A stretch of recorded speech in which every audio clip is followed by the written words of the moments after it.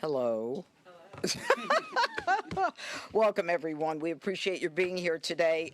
We have a case that we think is pretty important, which is why we made the decision to ask you to come by, because today we take a major step against those who defraud victims by duping them into crypto confidence scams, one of the fastest growing cybercrimes in the country today.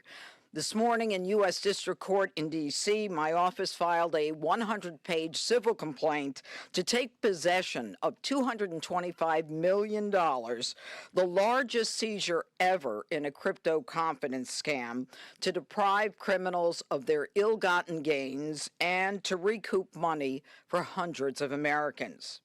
Now, this is about quick money. It's about old crimes being committed in new ways. Every fast and loose criminal for centuries knows how it's done.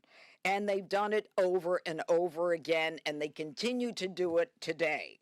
First, they identify their victims, they gain people's trust, and then they take advantage. But what's different now is that the world is changing fast, faster than we can keep up with, and in the world of cybercrime, everything is happening at record pace. But criminals, of course, find a way. So here they're identifying their victims through social media, through deceitful job advertisements, as well as fraudulent investment opportunities. So the unwitting victim, the unwitting, unprotected victim, enters this brave new world in the hopes of making a profit, and the criminal seizes the opportunity and takes advantage. But the crime here involves an organized crime ring linked to an international human trafficking syndicate linked back to foreign actors in multiple compounds in Southeast Asia. And as you can see from the chart over there, which is not behind me, but these are sophisticated bad actors who send stolen money through a variety of complex transactions and intermediary addresses between the initial victim deposit and along the blockchain to launder and obfuscate the source of the funds.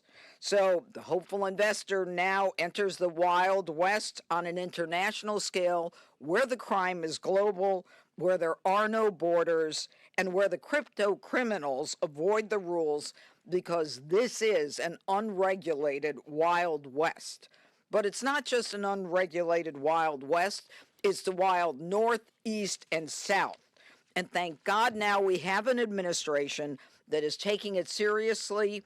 And you may know that within the last 24 hours, the Senate passed the Bipartisan Genius Act, Senate 1582, that implements common sense regulations in an effort to make America the crypto capital of the world and to protect victims.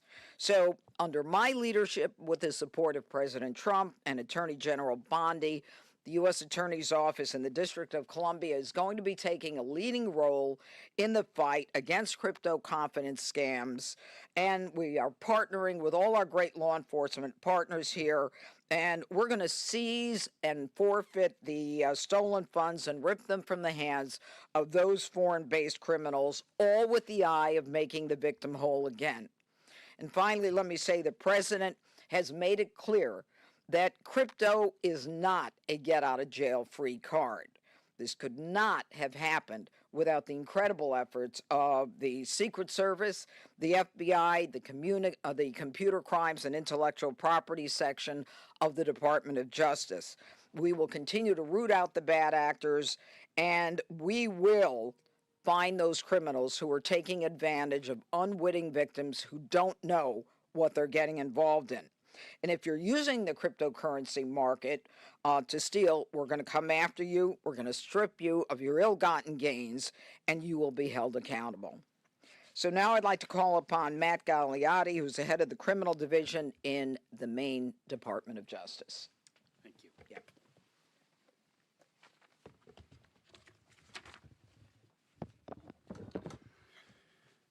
Thank you, United States Attorney Pirro. My name is Matthew Gallotti, and I'm the head of the Justice Department's Criminal Division, which is over the Computer Crimes and Intellectual Property section. Today's civil forfeiture complaint against over $225 million worth of cryptocurrency is the department's latest action in our ongoing fight against cryptocurrency fraud schemes, which the FBI estimates caused more than $9.3 billion in losses in 2024 alone.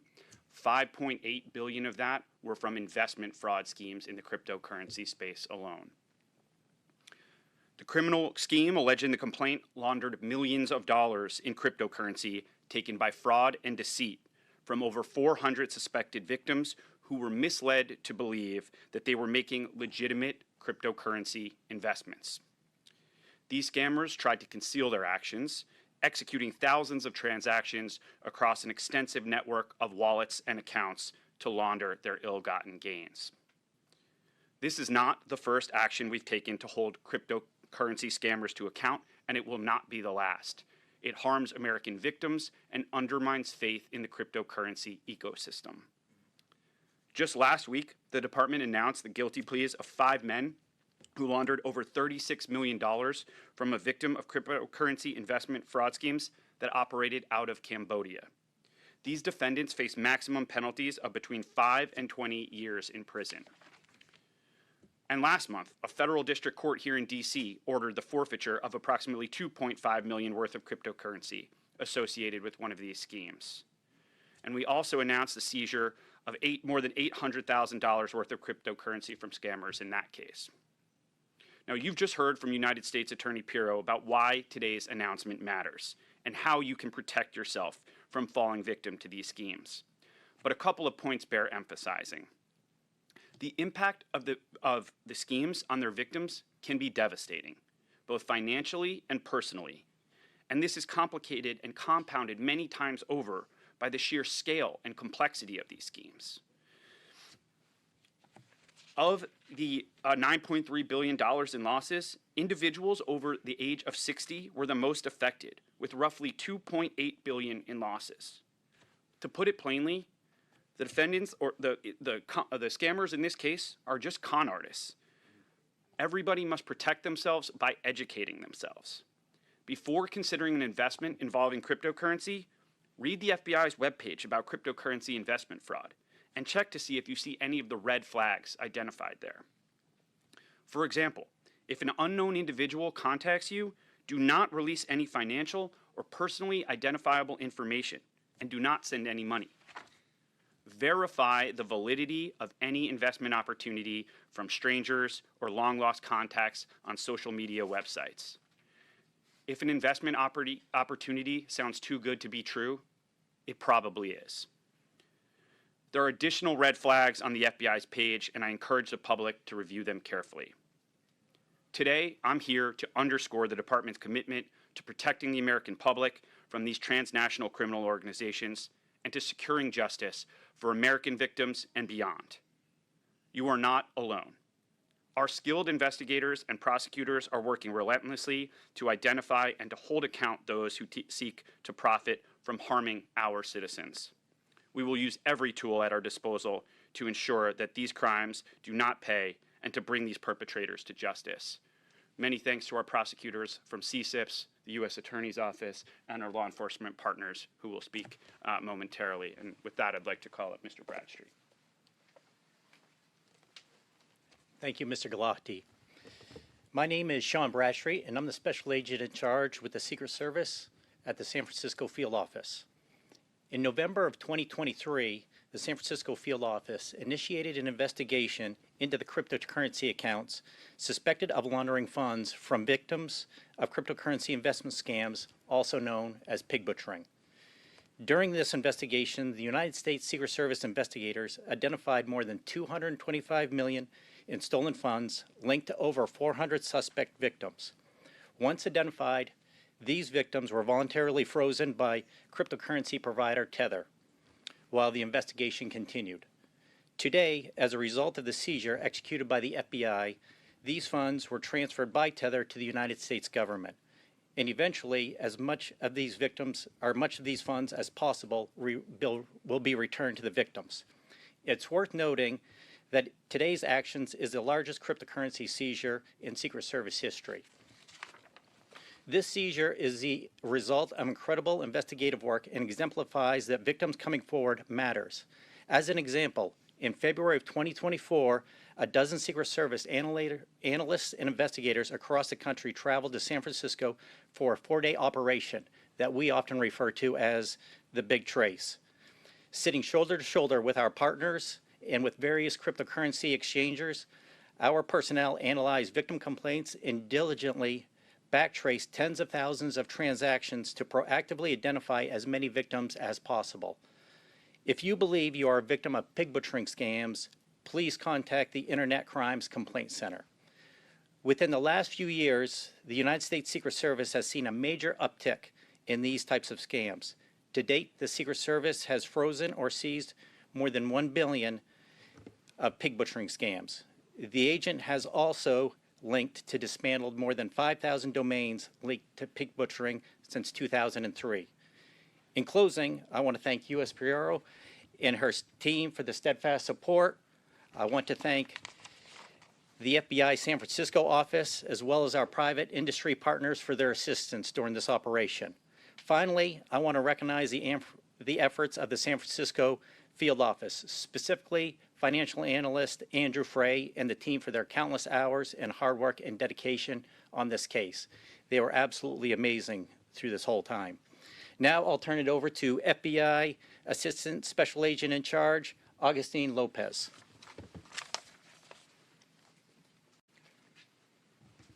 Good morning. The FBI's San Francisco office opened a parallel investigation into this fraud scheme with the Secret Service in March of last year. As detailed in the complaint, the FBI and Secret Service investigators identified cryptocurrency addresses that were part of a complex blockchain money laundering network. These addresses held more than $225 million in illicit cryptocurrency proceeds. Through advanced blockchain analysis and other investigative techniques, the FBI and Secret Service agents traced those funds to schemes that defrauded hundreds of victims, many of whom believed they were making legitimate investments in cryptocurrency. Today's announcement represents a critical step in our ongoing effort to disrupt and dismantle transnational criminal networks exploiting cryptocurrency to defraud innocent people. Today's cryptocurrency investment fraud schemes are not just financial crimes. They cause devastating and long-lasting consequences for victims far beyond financial losses. Many of these scams are calculated, sustained, and emotionally manipulative, often involving scammers who pose as trusted romantic partners or business advisors. Thanks to the tireless and innovative work of the investigators from both the FBI, San Francisco, and the Secret Service, millions of dollars have been recovered and are now one step closer to being returned to victims. This case is a powerful example of what can be achieved through interagency collaboration and persistence in the face of highly sophisticated cross-border financial crimes. We, the FBI, also want to recognize the vital role played by our private sector partners, including blockchain analytics firms and cryptocurrency platforms, who provided key intelligence and assistance in this investigation. These partnerships are essential to keeping pace with criminals who exploit emerging technologies for profit. The private sector is on the front lines with us, and their cooperation is indispensable. The FBI will continue to aggressively pursue those who prey on others through deception and greed, no matter how complex or hidden their schemes may be. We remain fully committed to working alongside our federal partners, international counterparts, and the private sector to protect the public and hold cyber criminals accountable wherever they operate. Lastly, we urge anyone who may be a victim of this fraud scheme to report immediately to the FBI at 1-800-CALL-FBI. Thank you.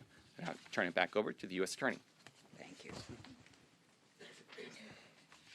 All right, as I'm sure you could tell from the discussion by the stakeholders, this is a very complicated scenario, and what we have here are some diagrams that are, I think, they look like a Google map in terms of trying to track money along the blockchain, and it is a very difficult kind of investigation that we're dealing with here.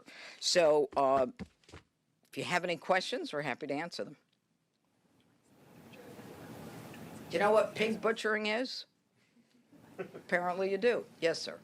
Yeah, one on topic and one off topic question. If you don't Why off topic? This is fascinating. Because so much is going on in the world. On topic, I mean, you're talking about this as part of a crackdown on crypto scams, and Yeah. We've seen the sitting president really embrace cryptocurrency. In some cases, promoting a coin in his own name, a meme coin, rewarding top purchasers of that with dinners and towards the White House even. What if any scrutiny do you expect to apply to any kinds of those deals? And then for an off-topic question, I'm probably not going to take the off topic, so don't worry about it. Well, yeah, let me answer your first question. Look, the president wants to make America the crypto capital of the world. And what we're trying to do here, consistent with the bill that was passed yesterday, where the genius bill of Senator Hagedy's bill is to create a stable coin and to create some kind of stable currency within the United States for crypto.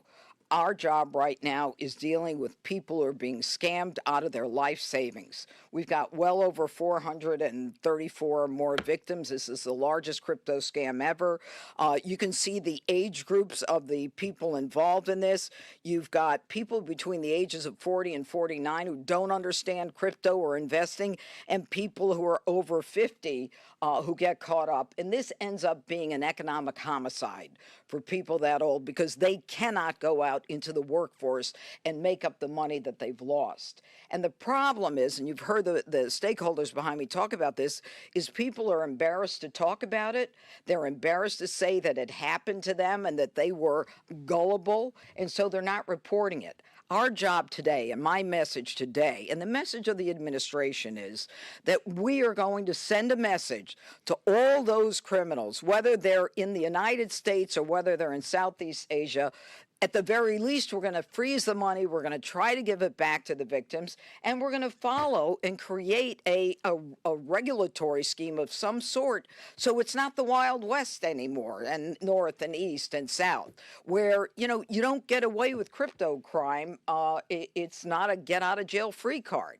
We are now, this sophisticated group with me here, and I have to tell you, my hat goes off to them. I mean, this is an incredibly intense and difficult investigation, and we're here for the victims. No. Anybody else? Do you really know what pig butchering is? No, what's pig butchering? Thank you. Pig butchering is where it is a direct translation from Chinese, I understand, and it's where you fatten up the victim, the pig, before the slaughter. The analogy is very clear. They go as far as they can to get as much money as they think they can, and they're actually issuing like monthly statements saying, hey, your crypto's gone up, you're making a lot of money here, and these people don't know, they don't understand. And it is a crazy blockchain, when you're on some of these wallets, you have no idea where they are. So that's about, I can actually tell you how you spell it in Chinese, but I can't say it. Did everyone who was the 434 victims, did they all get all their money back? Or just portion? No, we're in the process of trying to assess, how much money we can actually get. All right. And this is the beginning of the investigation. And, it may seem like it's been a long time since we started this, but this is going to be a very long process.